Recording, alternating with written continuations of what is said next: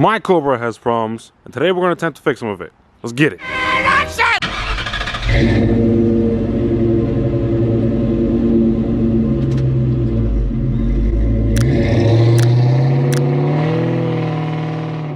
YouTube, what is going on? This is your boy Chris Ryder here, and today what we're going to be doing is simply trying to fix a little bit of the problem we got going on with the Cobra.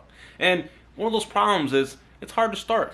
It takes too long to start for some reason. I got to turn the key on 2 times for it to prime the fuel up and start away. One thing to know, weather shit yet again, which is also always, you know, just a good thing. It's like another norm here on the channel. And my car's dirty. And the problem is, I'm not going to clean it. Because if I clean it, it's going to rain after. And it's going to be shit time. So, let's just try and fix a little bit what we got going on. So I already got my car up on jack stands. And the reason behind this is because I think I'm going to save a little bit of money and try to see if it's a fuel filter problem that I have going on in this car. Just know, if you got a clogged fuel filter, there's a good chance that can allow the car to run poorly and or not have it start correctly. Maybe making it so that you got to turn the key twice to prime the fuel. I also want to check the engine, switch up that air filter, and hope that I can save maybe a couple $100. Now, do I think this will really work? No, but I want to try and save a little bit of money for the time being, and you got to spend money to save money, or it's I don't know who's the dumbest that came up with that. But anyways, I'm going to be changing it, and here's how you do this. In doing a fuel filter change on your car, 2 things that you're really going to need is a flathead screwdriver just to kind of pry the quick disconnect into the fuel line, and obviously the fuel line quick disconnect tool. I actually got a whole kit. I don't remember why I got a whole kit, but I think this does transmission lines and AC, but you can grab that on Amazon for like, I don't know, $30 or something like that. Worth to buy because you'll end up needing this in the future. But for this particular video, all I need is this tool, and you can actually grab one of these alone at your local auto parts store at Advance or AutoZone. Just remember it, I got my fuel filter in here somewhere, and it is out of the box. That's great. Now the location of your fuel filter in any Mustang from 96, I think, to 90 or 2004, or maybe any car, I don't know, it's gonna be right here, which is behind the gas tank, or in between the gas tank and your rear end, right up top. And all we need to take these out is to pry out these clips. I don't know if you can maybe see this. We gotta pry out these clips with a simple flathead, just by literally sticking the flathead in here, prying them out on both ends, and then we're gonna take this little hose clamp off, and then from there we can use our quick disconnect to go inside in between, and it's not focusing.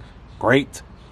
And then take this filter out. So let's try and get an angle on this so you guys can see and I can look like an idiot. Can we just admire the fact that, my God, it is clean down here. Come on now. Cleanest S95 you're gonna see. Come on, let's go. And don't forget, while you're down here, you need to make sure you know which way your filter is facing. So by judging with my own eye, this is how the filter is going to be installed when it goes into the car. Now I got my trusty flathead, and we're going to go for these clips first by simply going under and twisting them right off. Sometimes it's easy. There's one side, and you get the other. Come on, you little. And then there's one end. Boom, just like that. Then you go for the other, go in, twist, twist, pry it out. Look, just like that, it's already off. And now we gotta take this hose clamp, loosen it up, and now we're ready to disconnect these fuel lines. Little hose clamp here. Uh-oh. Now you should be using eye protection, but I'm not that bright when it comes to this. I'm just gonna not use it because that makes my life easier. So now I'm gonna use my quick disconnect just to try and get this fuel line off. And I'm gonna have an assistance with my, or be assisted by my flathead. I don't know how to speak. Now I've got the quick disconnect. Hoping you guys can see this. You probably can't. We're gonna use a smaller end first. And just be prepared to get all kinds of fuel out of here. Sometimes. I think that's in. And there we go. Kind of press her in and then bring her out. That's one end.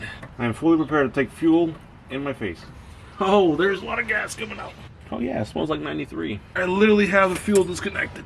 You little whore. This is the reality, guys. Just be aware. But this thing is out. I just need to get this out of here. Ah, there we go. fuel all over my arm, right? Oh, there it is. That is how you remove a fuel filter out of your car and you make a big mess. So here's a quick little comparison how we know we got the right part. And clearly we got the new, we got the old. Technically, this might still be good. It only has 50,000 miles on that particular filter. So it's the original one that came with the car. Main reason I'm changing it is because I'm pretty sure this car was sitting for quite some time and not being driven at a daily use. Now, even though we're pretty much ready to put this back into the car, I want to mark this and put the mileage so that I know that is when this fuel filter was changed. Simply write the mileage down on the side of this filter if I can get the cap off. And we're just going to put 51K. Oh, can't write. Sick. Just like that. 51K. Now that we know at 51,000 miles, that's when this filter was changed. Now we're ready to put this back in the car. So now I got you guys on the GoPro mainly because, you know, my camera died. So that was great. Turns out I didn't have enough battery. Sweet. But all I'm doing is doing the reverse of the removal by installing the fuel filter, which is relatively easy. First things first, remember which way you got to put it. Pretty sure it's this way. And you want to first put it right in the clamp. That way you don't have to worry about anything else. When putting the lines in, it's clamped on. Hold on, I've actually missed it by a little. Sweet. Now it's clamped in. And maybe I am going to use this hose clamp just for little extra bits. I guess so. What the heck? Why not? I'm gonna clamp this back on, and literally all you're doing is just reconnecting the connections, which is very, very easy. Now make sure it don't go nowhere, which it doesn't. Great. Connection on the right. Simply clip right in. You'll hear the click. Same goes for the left. And just wait for the click. Like that. And you're pretty much done. And all you gotta do is put the clips that you took off before back in to kind of hold it in place. And these go in one particular way, so you really can't mess this up. Smaller end, you probably can't see this, but there's a smaller end. You put that where the actual filter is, and the bigger end goes on the actual line. And all you do, put one side in and put the other. That's clamped in. Hey, look, there's a bird. Yo, what's up, bird? And you take the next one, small side in first. Well, that's a fail. Then put the bigger side in, and you are ready to go. Fuel filter is done. Now that I got the fuel filter in, I just want to go inside the hood because I also want to change this air filter latch. Damn, that looks good, boy. Come on now. But now I want to get into this air filter because I'm not sure if the dealership I bought this from changed it. So I want to do that right now. As for air filters go, I went with another Motorcraft air filter. Original. I mean, you can't go wrong. Sooner than later, I'm probably going to get a cold air intake, so be aware about that. But for the moment, we're going to replace this. Have a nice new fresh filter in there. So I've made the most executive decision so far today and decided to take the whole air intake out. I've disconnected some hoses and some clips for the electrical, as in the mass airflow and the other. We got our whole thing out. And now all I have to do, take this bracket out. And there we have our air filter, and this looks relatively new.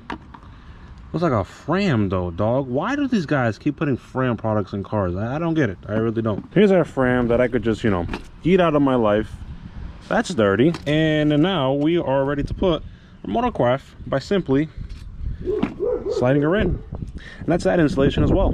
Now I gotta put everything back together, and then we're gonna start her up and see what happens. This is back in place, and I just need to retighten and reconnect some stuff. Hose right over here. Hose up top. Connection right here. Mass airflow here. Bolt I gotta attach. Hose clamp, tighten. And we're good to go. Just like that, everything is secure. We're ready to start this car up. And now I just got to put this car down and turn her over and see if we got any leaks and if it even runs a little better.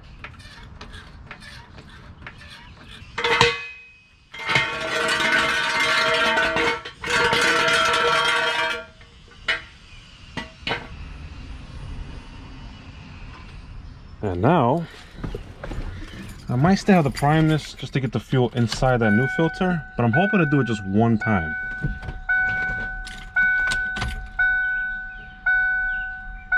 Kind of hold it a little. Let's see if it goes.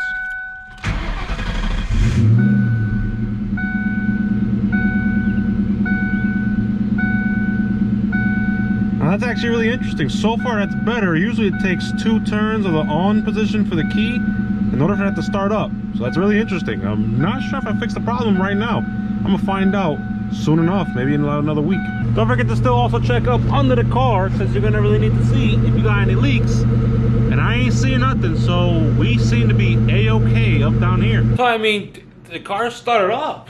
I don't know. I might have fixed it. I really don't know. But that is pretty much how you change up a fuel filter and your air filter, if you were wondering. So hopefully, the problem that I have right now, maybe it will be fixed for a little bit. If not, I might have to spend about $100 on a fuel pump. And if that's the case, I'm gonna go with an upgraded fuel pump for when I want to put boost into the car. Something I do want to mention, this car still technically does have problems, like other small little knick-knack things going on.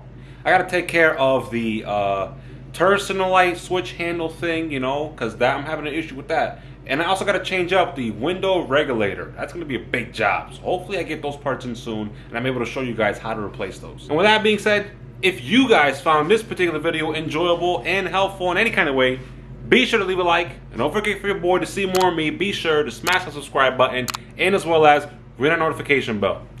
And until then, it's my boy Chris Rod to see all you beautiful people and the next one. Peace. By the way, it didn't fix shit. Watch. Still takes too long. Well, fuel pump's the way to go. Stay tuned. Deja que ella te arrebate, pero no la maltrate. No es simplemente una mata.